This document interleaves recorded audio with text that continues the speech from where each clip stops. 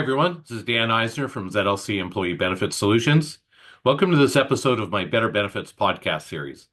My passion as an employee benefits advisor has always been to find better ways for employee benefits, different from those used for the past 20 years. And it's this passion that drove me to develop a series of podcasts. Along with my passion, I leverage my relatively unique profile, having almost 25 years experience as an employee benefits advisor and being the only chartered professional accountant working in this industry in the local market. For this podcast, I want to provide an inflation update for 2025 for employee benefits plans. Group benefits are already a significant cost and they continue to grow with no relief in sight. But they also continue to be absolutely critical to attracting, retaining, and engaging the employees you need to run your business. At ZLC Employee Benefit Solutions, we're really proud to be one of the few advisors in the market that provides an annual inflation forecast to help our clients with their budgets. In this episode of the Better Benefits podcast series, I'll share our 2025 forecast for these plans. So let's get started. So the word inflation has been front and center for the last few years from a consumer perspective, but inflation has always been and continues to be a significant issue for employee benefits plans. It's fluctuated from year to year, but has generally averaged about 6% per year over the last 25 years. Over the past 3 years, we saw annual inflation rates higher than this historical average, but we also saw a decreasing trend. The good news for 2025 is that these decreases have continued, but the bad news is that employee benefits inflation is still above general market inflation. As well, going forward, the perfect storm continues to drive inflation for group benefits. And that means more employees are using the plans, they're using them more often, and they're using them for more expensive items. In spite of ongoing and persistent inflation for group benefits, businesses are under continuing pressure to not only maintain those benefits, but also enhance them. Employees always place a high value on group benefit plans when choosing to join an employer and when choosing to stay with an employer. Employees' perceptions around the quality of these benefits have risen over the past few years during the COVID-19 pandemic to levels not observed in almost 25 years. Employees indicate that they value their benefits plans more today than before the pandemic.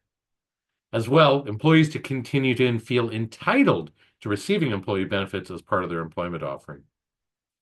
Last year, 2024, we projected that the cost of employee benefits would increase by about 7% as compared to 8% the year before in 2023.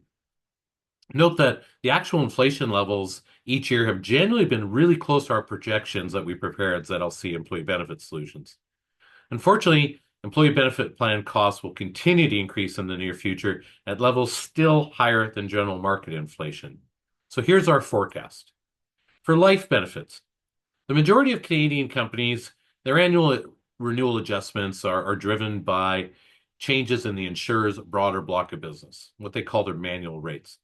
However, even though the Canadian working population continues to age, recent data suggests that the strong flow of immigrants to Canada is adding a younger demographic of workers, which is offsetting the pressures of the aging population.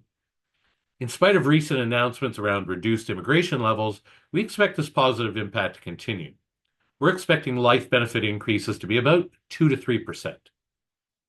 Long-term disability. So similar that we see for the life benefit, the aging population has been driving disability rates, but we expect to see improvements there as well. We've seen added pressure over the past 15 years due to increasing incidence and duration of mental health claims that appears to have leveled off in the last couple of years. Unfortunately, disability claims continue to be further complicated by a general reduction in the quality of healthcare in Canada, with things like delayed surgeries and untreated conditions or even undiagnosed conditions.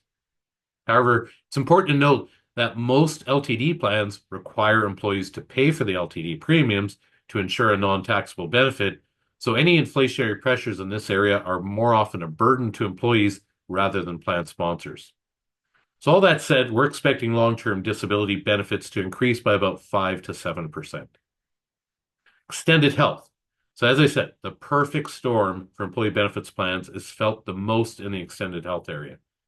General market inflation, including pressure on wages, has been increasing the operating costs for most medical supplies and paramedical service providers, so we expect the reasonable and customary fees to rise again in 2025.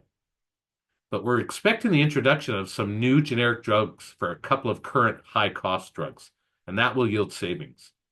And again this year, the continued introduction of biosimilar drugs should also yield some financial savings to group plan sponsors. We could also see some claims reductions resulting from the recently announced National Pharmacare and BC's subsequent announcement to participate in that program. But the timing of the impact from this program is uncertainty, and the broader launch and adoption by other provinces could be impacted by any federal election. Altogether, we're expecting extended health benefit increases to be about 6 to 8%. So, dental. For the past decade and longer, annual dental inflation has ranged from 6 to 8% each year, but it jumped significantly in 2022 and 2023, primarily driven by dental fee guide increases that were much higher than historical norms. While the fee guide increases normalized to some degree in 2024, we saw insurers largely ignoring that and using much higher trend factors in their renewal calculations. We're unsure as to what the fee guide increases and the insurer trend factors are going to be for 2025, but we're hoping and actually expecting them to be more consistent with old historical norms. So we're expecting dental benefit increases to be about 6 to 8%. So from there, it's just simple math. Your life benefit usually is 5 to 10% of the total bill. Long-term disability is about 15 to 20% of the total bill. Extended health accounts for about 40 to 45%. Dental accounts for 20 to 30%. We've got other benefits in there that, run more around 10% of the bill, but at general inflation levels. So you put all the fancy math together, we're looking at approximately 6% aggregate inflation projected for 2025. Now, that said, if your plan has additional cost drivers, things like an older population, higher historical utilization, high employee turnover, stuff like that, you could be looking at higher increases. So for budgeting purposes, we recommend using an inflation assumption within a range of 5% to 8% if you're doing any kind of multi-year business planning. Okay, you've heard my thoughts and opinions, so please let me know what you think. How does this compare to what you've heard, from your current advisor or other advisors in the market? As always, I'm really interested to know if there are other current topics that you'd like to see me cover in future podcasts. Let me know what's bothering you, keeping you awake at night with respect to your benefits plans. Thanks for joining me today on this podcast. Be sure to follow me on my LinkedIn business page. That's Dan Eisner, Employee Benefits Advisor, for a notification on the next Better Benefits podcast. All that information will come up on the screen in a second. Thanks so much.